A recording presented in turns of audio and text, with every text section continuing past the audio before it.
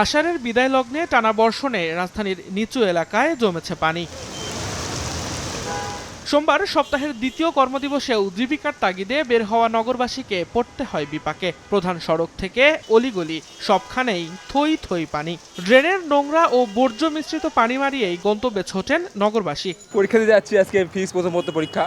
সমস্যা তো হাঁটু পর্যন্ত জল। সর্বোচ্চ জন দুর্ভোগ আমরা পাইতেছি এখন বর্তমানে। পুরো ড্রেনে এই হাঁটু পর্যন্ত পানি উঠে গেছে, আসাই যাচ্ছে না। আজকে পরীক্ষাটা অফ রাখলে সবচেয়ে ভালো হতো।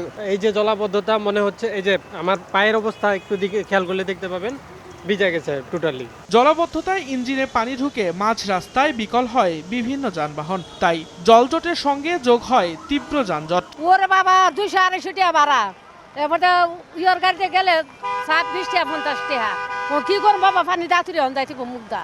মতিঝিল থেকে এই জায়গায় 30 টাকা ভাড়া ছিল সম্ভবত, আমি 120 টাকা দিয়ে আসলাম। রিক্সা ভাড়া, সিএনজি ভাড়া দ্বিগুণের চেয়ে দ্বিগুণ হয়ে যায়। 20 টাকার ভাড়া 50 টাকা 100 টাকা পর্যন্ত হয়ে যায়। দেশ জুড়ে যে কোনো কেনাকাটায় 10,000 টাকার বেশি অফার, তাই পেমেন্ট মানেই বিকাশ। এদিকে গুলশান লেকে ধারণ ক্ষমতার চেয়ে অতিরিক্ত পানি প্রবাহের কারণে গুলশান লিংক রোডের শাহজাদপুরের 2 অংশে ভাঙন দেখা দিয়েছে। এক লেন দিয়ে যান চলাচলে পোহাতে হচ্ছে ভোগান্তি।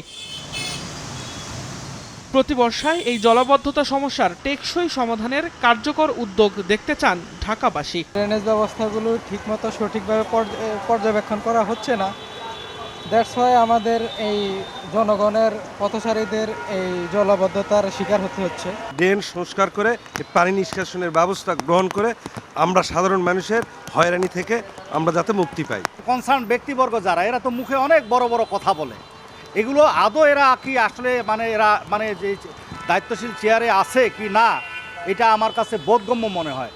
রাজধানীর এই জলবন্দি দশার জন্য সিটি কর্পোরেশন সহ সংশ্লিষ্টদের দুষছেন নগরবাসী। তাদের অভিযোগ, অপরিকল্পিত ড্রেনেজ ব্যবস্থা আর দখল হওয়া খালের খেসারত দিচ্ছেন সাধারণ মানুষ।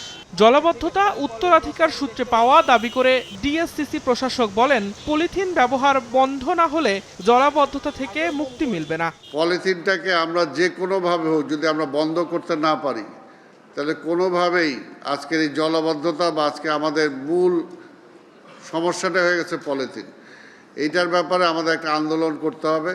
পরিবেশ মন্ত্রীকে বলবো যে এই বিষয়ে যাতে সরকার স্ট্রংলি কোনো পদক্ষেপ গ্রহণ করে। রাজধানীতে মৌসুমের সর্বোচ্চ 110 মিলিমিটার বৃষ্টিপাত রেকর্ড করেছে আবহাওয়া অধিদপ্তর। দিন মোহাম্মদ সাব্বির, সময় সংবাদ, ঢাকা।